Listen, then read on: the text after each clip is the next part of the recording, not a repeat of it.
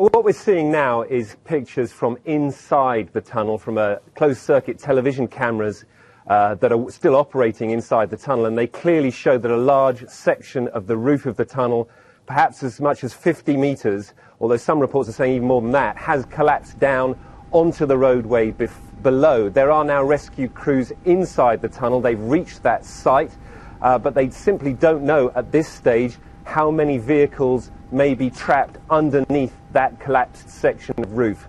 There are reports that firefighters say that they believe there are a number of cars underneath that collapsed section, and there may be as many as 5 people trapped under there. A large number of people have managed to escape from the tunnel by walking out. The fire does now appear to be out, but as I say, that large section of tunnel may have vehicles underneath it. There may be people trapped inside those vehicles. How big is the rescue operation there? Well, this is a very important highway. It's one of the main highways that links Tokyo to the city of Nagoya.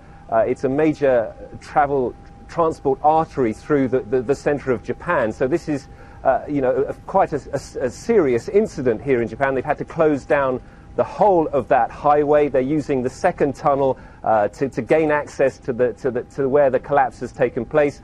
There are large numbers of fire crews and rescue crews, helicopters hovering over the top. So, this is Japan. It's very used to disasters. It's very used to dealing with disasters. So there has been a very major and rapid response.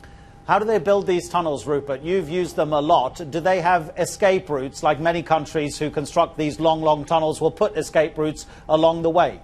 Yeah, I've actually been through this very tunnel many, many times over the years. It is quite a long tunnel. It's quite an old tunnel. It's nearly 5 kilometres long. When you're not used to going through long road tunnels like that, they can be a little nerve-wracking to drive through. But all over Japan, it's a very mountainous country. There are many long tunnels like this.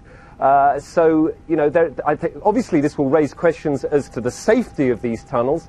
There are escape routes, as you say. This is a twin-bore tunnel, so it was the tunnel coming towards Tokyo where the collapse occurred. People have been able to escape through exits into the tunnel going in the opposite direction and then walk out from there. Safety is always a concern here in Japan. Because this is a country that is prone to earthquakes, all sorts of measures are taken to try and to make sure that this sort of infrastructure is safe. But clearly in this case, this is something that hadn't been expected. There will be questions asked about why such a major tunnel was able to collapse like this.